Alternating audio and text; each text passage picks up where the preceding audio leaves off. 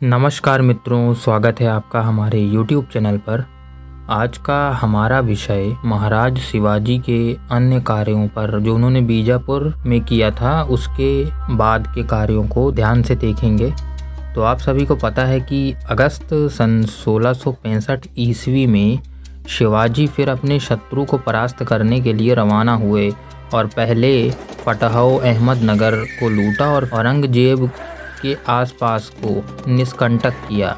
विजयपुर की सेना ने प्रतिज्ञा पत्र को तोड़कर कोंकण पर आक्रमण किया था, इसलिए शिवाजी भी इस जोड़ तोड़ में बिजली के समान कभी यहाँ कभी वहाँ जा निकलते थे। अंग्रेज निरीक्षकों ने लिखा है कि शिवाजी की चेष्टाएं ऐसी चुस्त और तीक्ष्ण होती थीं जिसके कारण वे प्रत्येक स्थान पर दिखाई दिया करते थे। लोग समझते थे कि शिवाजी उत्तर दिशा की ओर जा रहे हैं, परंतु फिर पता चलता कि वह तो दक्षिण में जा पहुँचे। आज एक स्थान, कल दूसरे स्थान में, परसों एक तीसरे स्थान पर। सारांश यह कि ऐसी फुर्ती से वह काम किया करते थे कि शत्रु देखकर चकित हो जाते थे। वह सदैव इस विचार में रहते थे कि वह शिवाजी कोई मनुष्य अथवा कोई हवा है। उनका विचार और उनका समाचार प्रबंध डाक विभाग ऐसा पूर्ण और सच्चा था कि वह शिवाजी के पास शत्रु के घर के समाचारों का एक एक अक्षर ठीक ठीक और समय समय पर पहुंचाता रहता था। सामने मैदान में सारी सेना पड़ी है। एक ओर विजयपुर की सेना धमकियां दे रही हैं। आपने यह प्रसिद्ध कर दिया कि हम शाही सेना पर आक्रमण करेंगे और अगले दिन झट अपने समुद्री बेड़े में, जिसमें 85 छोटी छोटी नावें और 3 बड़े जहाज थे, सवार होकर वारसलीवर नगर में जा पहुँचे। गोवा से मील दूर पर था और लूट मार के बाद 4000 मनुष्यों को साथ लेकर किनारे से बहुत दूर जा निकले। अब शत्रुओं को ज्ञात हुआ कि शिवाजी अपनी राजधानी में नहीं है। फिर क्या था, इधर उधर तलाश होने लगी। अभी दुश्मन पता भी नहीं लगा सके थे कि मान्यवर महोदय बिजली के समान कड़कते हुए अपने स्थान पर आ विराजे और अपनी सेना को कई भागों में विभक्त कर शत्रुओं की भूमि का धावा कर दिया। यहाँ तक कि कई एक धनाढ्य व्यापारियों तथा नगरों को लूटकर अपने रायगढ़ किले में आ विराजे। शिवाजी की इस कार्यशैली के विषय में इतिहास लिखने वालों की कुछ भी सम्मति क्यों न हो, परंतु इसमें संदेह नहीं कि इतनी कठिनता में भी जिस शीघ्रता और चालाकी से शिवाजी ने युद्ध किया वह अपूर्व बुद्धिमत्ता और वीरता का साक्षी है।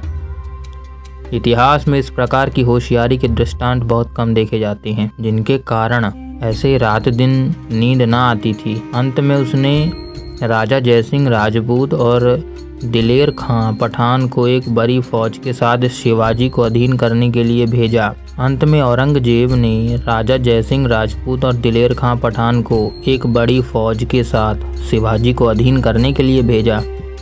शिवाजी जब सामुद्रिक कार्यों से वापस आए तो देखते हैं कि अब मुकाबले की ठन गई। औरंगजेब ने भी अपने बल की परीक्षा का पूरा इरादा कर लिया है। संपूर्ण मित्रों व अफसरों को रायगढ़ के किले में एकत्रित करके विचार करने लगे।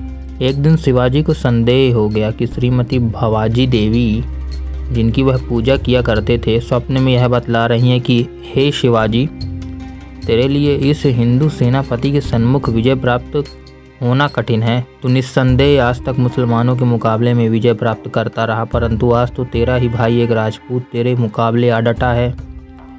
शिवाजी, तुमको क्या मालूम था कि मक्कार औरंगजेब ने उसको इसी विचार से भेजा था कि या तो वह स्वयं रण में मरेगा अथवा मेरा नाश करेगा।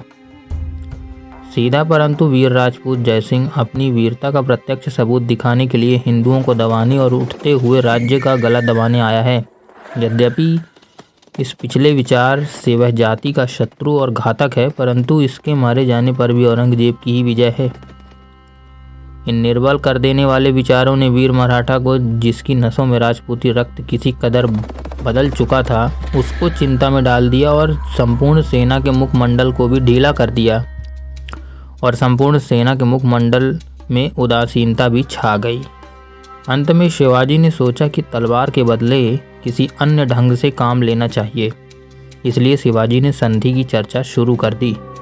रायगढ़ के पास शिवाजी ने जयसिंह से संधि करने के लिए प्रस्ताव भेजा और उधर पूर्णधर किले में वीर मराठे दिलेर खां और उसके वीर पठानों को जान लड़ाने की शिक्षा दे रहे हैं। उस मराठा अफसर का नाम, जो किलेदार भी था, बाजी प्रभु था। उसके अधीन मराठा सेना ने बड़ी बुद्धिमत्ता से इस बात को सिद्ध कर दिया कि रणभूमि से भागकर प्राण की रक्षा करने या संग्राम में घबरा भाग जाने या बिना किसी प्रकार का मुकाबला किए शस्त्र छोड़ देने अथवा किले को खाली कर देने की कलंक कालिमा अपने सिर पर लगाना संभव नहीं है। दिलेर खां किले की तरफ बढ़ा। उधर से बाजी प्रभु ने निर्भय होकर उत्साह और गंभीरता से युद्ध करने की आज्ञा दे दी। किले से बाहर जितने स्थान सुरक्षित थे, बहुत सी मारकाट के बाद भी हाथ से निकल गए। अंत को दिलेर खां ने आज्ञा दी कि जिस पहाड़ी किले पर निचले किले का बुर्ज है, उसको बारूद की सुरंग लगाकर उड़ा दिया जाए। किले की सेना ने कई बार अत्यंत उत्साह और वीरता के साथ सुरंग लगाने वालों को भगा दिया, परंतु अंत में उन्हें एक ऐसा सहारा मिल गया जिससे कि वे गोली और बारूद की मार से बचकर अपना कार्य करने लगे। फिर भी उनको कई बार नाकामयाबी ही हुई। अंत में उनके भाग्य ने पलट खा लिया और किले का बुर्ज उड़ गया। हमला करने वाले लोग नीचे किले में आ गए और अंदर किले की सेना ऊपर किले में जा रही थी और उसने देखा कि शत्रुओं ने अपनी साधारण आदतों से घरों को लूटना और स्त्रियों को पकड़ना प्रारंभ कर दिया है। मराठे वीरों की क्रोधाग्नि भड़क उठी और सबों ने निशाना लगाकर गोलियां चलानी शुरू कर दी। हमला करने वाले शत्रुओं के शव ढेर होने लगे और शेष सब अपनी अपनी जान लेकर भाग निकले। उसी समय मावलियों का एक समूह अपने अध्यक्ष के साथ नीचे उतर आया और तलवारें खींच कसम खाता हुआ शत्रु पर टूट पड़ा। जो सामने आया सबको मार गिराया। बचे कुचे अपना प्राण लेकर भाग गए। दिलेर खां की सारी सेना पहाड़ी पर धर कर स्वयं मृत्यु की मूर्ति बने रहे।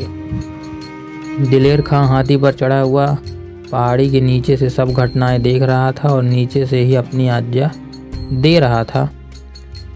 जब दिलेर खां ने देखा कि यहाँ तो बना बनाया खेल बिगड़ जा रहा है, तो अपनी साथी पठानों को लेकर पुकारता हुआ और उत्साह बढ़ाते हुए आगे बढ़ा।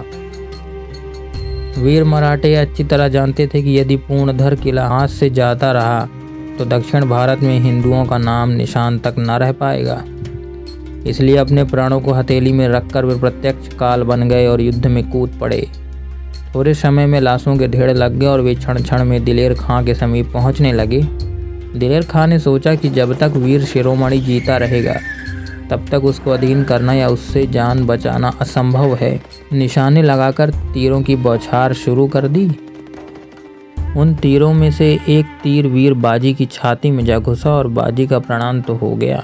बस फिर क्या था, उसके साथियों में खलबली मच गई और उन्होंने ऊपर से किले की ओर मुँह किया। दिलेर खां की सेना ने फिर किले के नीचे के भाग में हमला कर दिया, परंतु मराठा सेना अपने अध्यक्ष के मर जाने पर भी हताश न हुई।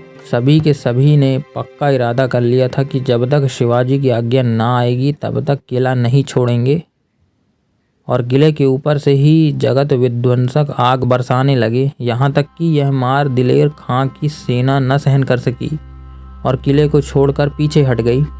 उत्साही दिलेर खां ने समझा कि मेरी दिलेरी कुछ काम ना आ सकी। यद्यपि किलेदार मारा गया, परंतु तब भी किला अपने हाथ ना आया। यह लोग मराठा हैं या भूत हैं। किले के उत्तर की ओर से हताश होकर दक्षिण की ओर बढ़ चले। दक्षिण दिशा में स्थित एक पहाड़ी व वहीरगढ़ नाम की एक छोटी सी गढ़ी थी, जहाँ से किले को हानि पहुंचाई जा सकती थी। उसी गढ़ी पर दिलेर खां ने अधिकार जमाया और गोला बरसाने की आज्ञा दे दी। इस अवसर पर ईश्वरीय सहायता भी किले की रक्षा के लिए आ पहुंची, अर्थात वर्षा आरंभ हो गई और दिलेर खां की गोलाबारी अपना काम न कर सकी। कई सप्ताह यूं ही बीत गए, परंतु किले की दीवारों को कुछ हानि नहीं पहुंची। उधर बाहर से अन्य कोई सहायता न मिलने के कारण सबका उत्साह न्यून होता जाता था। इतने में इन्हें समाचार मिला कि शिवाजी ने संधि की शर्तें ठहरा ली हैं और जो किला दिलेर खां की दिलेरी से हाथ ना आया था, जिसकी रक्षा के लिए हजारों मराठों ने प्राणों की बाजी लगा दी, जिसकी रक्षा में सुप्रसिद्ध वीर शेर बाजी मारा गया था, उसी किले को शिवाजी ने एक स्वप्न मात्र से घबराकर, एक मिथ्या विश्वास से निर्बल होकर सहज ही शत्रु के हवाले कर दिया। यह सच इसी प्रकार मिथ्या विश्वासों का यह फल था कि एक वीर से वीर और जान से खेल जाने वाले एवं आत्मा को नित्य मानने वाली भारत संतान इस्लामी झंडे का मुकाबला न कर सकी और थोड़े ही समय की दास्तां की जंजीर पहने अपने शुभ गौरव, विद्या, बुद्धि और मान सत्कार को तिलांजलि दे बैठी। इन्हीं मिथ्या विश्वासों ने आर्यवर्त को कई बार पहले भी धोखा देकर नष्ट किया है। इस मिथ्या विश्वास ने इस समय शिवाजी की बुद्धि पर पत्थर डालकर उनके उत्साह को धर दबाया और उनको ऐसी बात पर विवश किया जिसने उनके गौरव और पुरुषार्थशील जीवन में एक अमिट कलंक का टीका लगा दिया। ऊपर लिखा जा चुका कि शिवाजी ने राजा जयसिंह से संधि की शर्तें तय करने के लिए लिखा पढ़ी शुरू कर दी थी। राजा जयसिंह ने शिवाजी के पास लिख भेजा था कि यदि शिवाजी को राजपूत के बेटे की बात पर विश्वास हो तो निर्भय होकर हमारे पास चले आएं। मैं उनको बादशाह से क्षमा करा दूंगा और इस बात की कोशिश करूंगा कि उन्हें शाही दरबार में आदर, सम्मान और ऊंचा दर्जा मिलता रहे। जयसिंह की इस प्रतिज्ञा पर विश्वास करके शिवाजी ने अपनी की खबर पाई और अपने खेमे से बाहर होकर बड़े आदर के साथ उनसे मिले और अपने खेमे में लाकर अपनी दाहिनी तरफ बिठाया। बड़ा सत्कार आदर किया और उत्साह व धैर्य से बात करने लगे। दूसरे दिन शिवाजी दिलेर खां से मिलने गए और अपने हाथ से पूर्णधर किले की संपूर्ण तालियां उसे सौंप दी। शिवाजी और जयसिंह के बीच संधि की ये शर्तें थीं। पहली, तो जो भूमि मुगलिया सल्तनत यानी शाही सरकार से छीनी थी वह एकदम छोड़ दी जाए। दूसरी शर्त यह थी कि शिवाजी उन 32 किलों में से जो उन्होंने बनाए थे अथवा छीने थे 20 किले मुगल बादशाह को दे देवें और शेष 12 किले अपने अधिकार में रखें। साथ ही जिस किले के साथ जो भूमि जागीर लगी हो वह भी उसी के हाथ रहे। शिवाजी के पुत्र संभाजी को, जिसकी उम्र 8 वर्ष की थी, 5000 का पुरस्कार मिले और चौथी शर्त यह थी कि शिवाजी को बीजापुर के राज्य पर कुछ अधिकार जागीर का 5 लाख पगोड़ा प्रतिवर्ष प्राप्त हो। इन अधिकारों के बदले 3 लाख वार्षिक की किस्त के से 40 लाख पगोड़ा की भेंट शाही कोष में दे देने की प्रतिज्ञा की गई। राजा जयसिंह ने इन शर्तों को पूरा करने के लिए अपने ऊपर भार लिया। औरंगजेब ने इसके उत्तर में जो पत्र लिखा उसमें उसने भी शर्तें स्वीकार की थीं। देशमुखी अधिकार जो चौथी शर्त में था, औरंगजेब ने उसका कहीं जिक्र भी नहीं किया था। हाँ, पहली शर्त अवश्य मान ली थी। इनके सिवाय औरंगजेब ने एक शर्त और बढ़ा ली थी कि शिवाजी के बीजापुर को सर करने में सहायता दें। इस शर्त को पूरा करने के लिए शिवाजी 2000 सवार और 8000 पैदल सेना के साथ राजा जयसिंह के साथ बीजापुर को अधीन करने के सम्मिलित हुए। शिवाजी और नेताजी पालकर इन लड़ाइयों में वह बहादुरी दिखाई कि औरंगजेब ने स्वयं चिट्ठी शिवाजी को लिखी जिसमें उसने शिवाजी की प्रशंसा की और एक बहुमूल्य दुशाला दिया। इसके बाद औरंगजेब ने फिर एक पत्र शिवाजी को लिखा कि मेरी यह इच्छा है कि शाही दरबार में बुलाकर आपका सत्कार किया जाए और फिर आपको आदर के साथ अपने राज्य में लौट जाने की आज्ञा दी जाए। राजा जयसिंह ने शिवाजी को विश्वास दिलाया कि वह स्वयं शिवाजी की स्वतंत्रता का जिम्मेदार है। इस विश्वास पर शिवाजी ने दरबार में जाने का इरादा किया।